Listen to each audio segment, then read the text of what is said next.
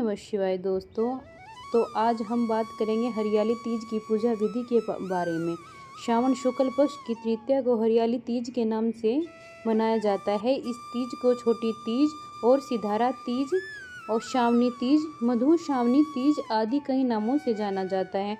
दोस्तों, करवा चौथ की तरह ही इस दिन का विशेष महत्व होता है और इस दिन विशेष रूप से शिव परिवार की पूजा की जाती है। मिट्टी से गौरा माता बनाई जाती है। इस तरीके से देखिए, चौकी हमने सजा ली है और चौक ज़रूर हमें बना लेना है। चाहे तो आप हल्दी से चौक बना सकते हैं या फिर गाय के गोबर से भी चौक को लीप सकते हैं। तो देखिए, मैंने चौकी के ऊपर हरा वस्त्र बिछाया है क्योंकि सावन में चारों ओर हरियाली रहती है। तो हरियाली खुशी का और प्रसन्नता का, उन्नति का रंग होता है।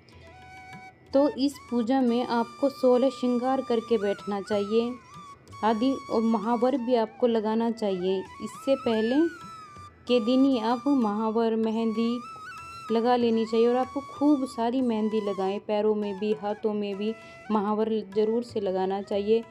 हरी हरी चूड़ियाँ भी आपको, खूब सारी चूड़ियाँ आपको पहननी चाहिए। हरे वस्त्र पहनने चाहिए। चूड़ियाँ का बहुत ही महत्व माना जाता है। तो देखिए, यहाँ पर प्रश्न ये उठता है कि क्या हमें कोई नई साड़ी पहननी चाहिए।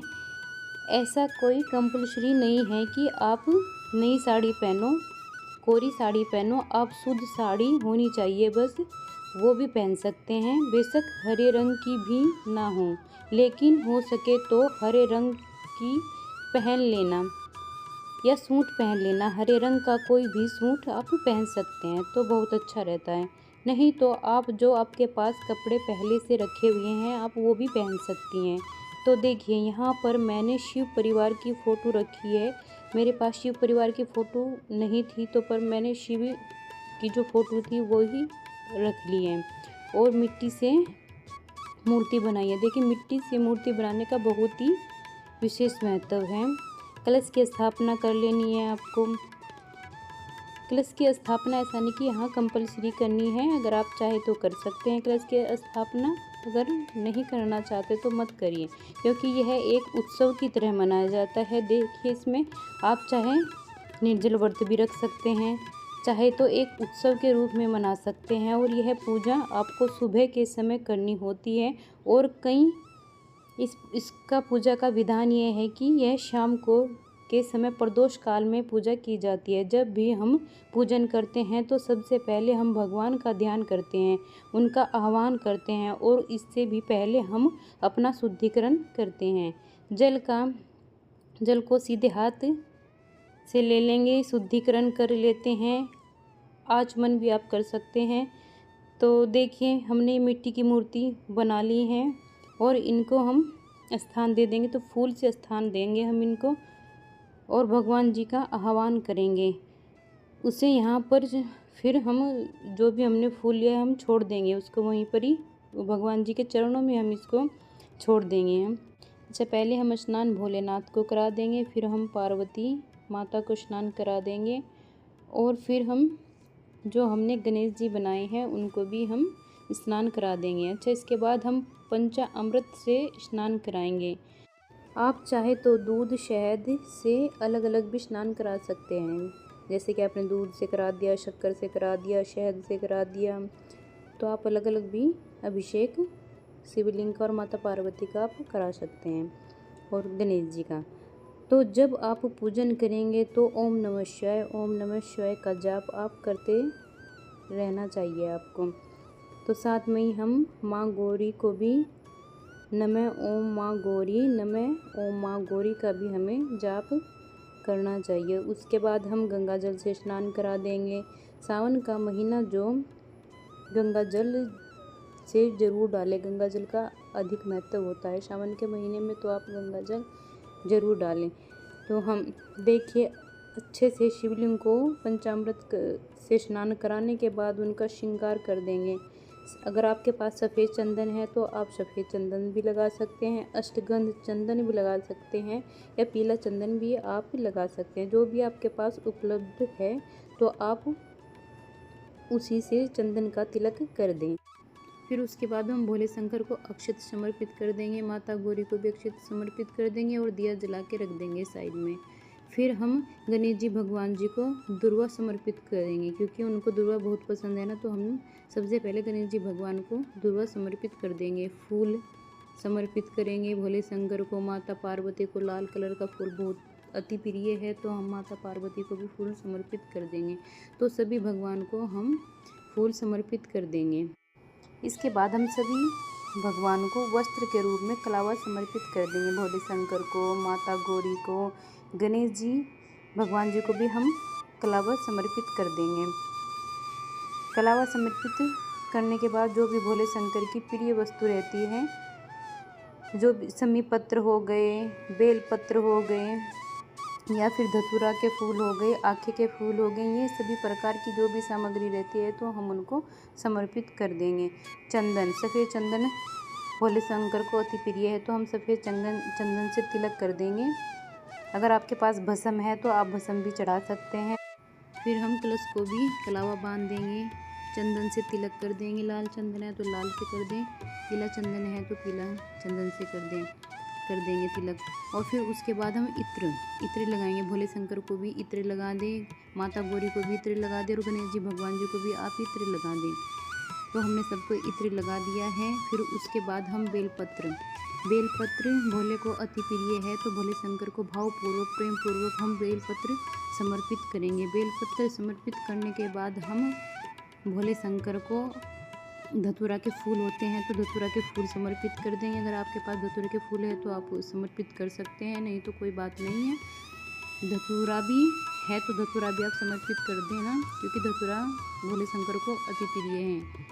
अगर आखे के पत्ते भी देखो समर्पित किए जाते हैं, तो जो भी आपके पास सामग्री है आप सभी समर्पित कर सकते हैं। उसके बाद हमने शमी पत्र भी भोले शंकर को अति प्रिय है, तो हमने शमी पत्र भी भोले शंकर को समर्पित कर दिए हैं, माता गौरी को भी और गणेश जी भगवान जी को भी। सभी प्रकार जो भी हमारे पास सामग्री है सभी हमें समर्पित करनी है।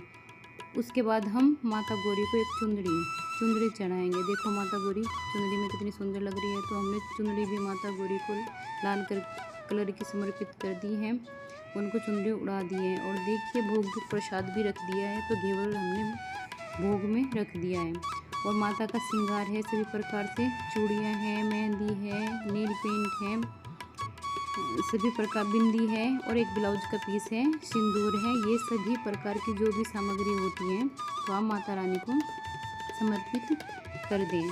उसके बाद हमको जल रखना है, जल भी हम पूजा में रख देना है हमको। उसके बाद हम चावल ले लेंगे।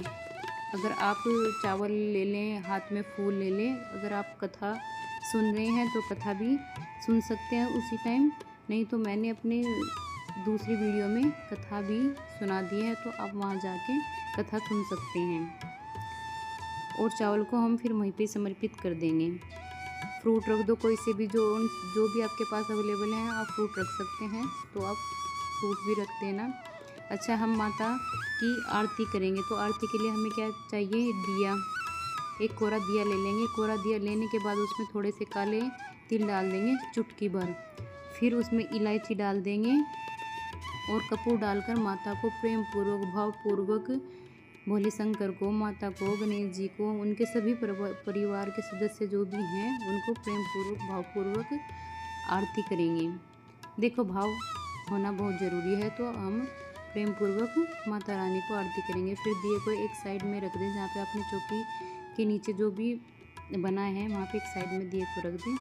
तो देखिए फ्रेंड, जितनी भी लेडीज़ हैं माता रानी को 5 बार या 7 बार सुहाग अवश्य लेना चाहिए माता रानी से। पहले माता रानी को सुहाग अर्पित कर देंगे, सिंदूर लगा देंगे, फिर अपने एक पल्लू से माथे पर उनके अपना पल्लू रखेंगे और उनसे सुहाग ले लेंगे। तो ये सब आपको 5 बार या 7 बार अवश्य करना है। इस तीज के व्रत में ये महत्वपूर्ण बताया गया है।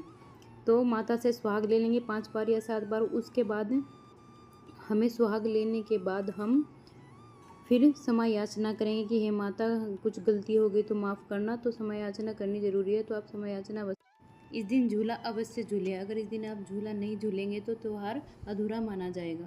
इस तरीके से आप पूजन कर सकते हैं। तो इतनी ज़्यादा कठोर नियम नहीं है हरियाली तीज के व्रत में, तो आप सरल तरीके से पूजा कर सकते हैं। और शाम के समय में भी आप पूजा करके सासू माँ को वायना निकाल के सुहाग की सामग्री अवश्य दान करें। तो सासू माँ को सुहाग की सामग्री आप अवश्य दान करनी चाहिए। आप या किसी अन्य को भी आप सामग्री दे सकती हैं।